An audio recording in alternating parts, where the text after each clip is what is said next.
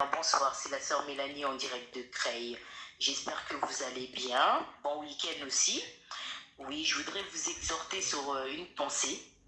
Parce que c'est vrai, parfois bien aimé dans le Seigneur, nous croyons que nous faisons quelque chose qui est bien, ou bien nous prenons des voies et nous demandons si le Seigneur est d'accord ou bien si le Seigneur n'est pas d'accord. Moi, je voudrais vous inviter à ouvrir Ésaïe 55, 8 et 9.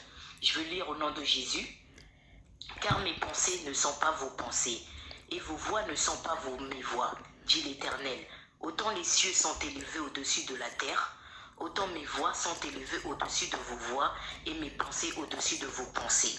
Voilà un petit peu ce qui nous dit Ésaïe, bien aimé dans le Seigneur. Les pensées ne sont pas les pensées de notre Seigneur. Une chose est certaine, bien aimé, Dieu nous aime. C'est pour ça que nous devons avoir l'assurance sur laquelle nous prenons appui. Pour le reste, quelles que soient les circonstances, bien-aimées, favorables ou non, notre part, c'est de faire confiance à notre Seigneur. De toujours faire confiance au Seigneur parce qu'il est important. Quoi qu'il arrive, bien-aimé dans le Seigneur, nous pourrons être critiqués. Parfois même, nous pouvons être mis à l'épreuve. Mais restons fermes parce que le Seigneur nous aime et le Seigneur nous promet beaucoup de choses, bien aimées dans le Seigneur. Mais j'aimerais vous dire que si quelque chose ne se passe pas comme vous le désirez, bien aimé, ce n'est pas la faute du Seigneur. Ça veut dire peut-être que le Seigneur a un autre plan pour vous bénir. Parce que notre Seigneur agit souvent d'une manière que la nôtre. C'est pourquoi, bien aimé, je vous inviterai toujours.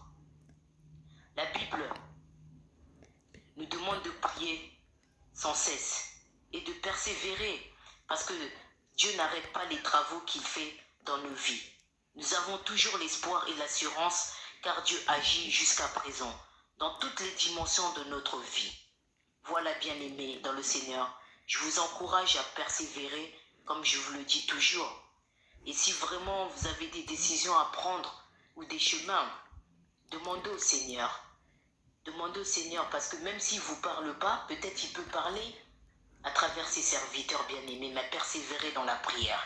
Que le Seigneur vous bénisse. C'était la sœur Mélanie en direct de Creil.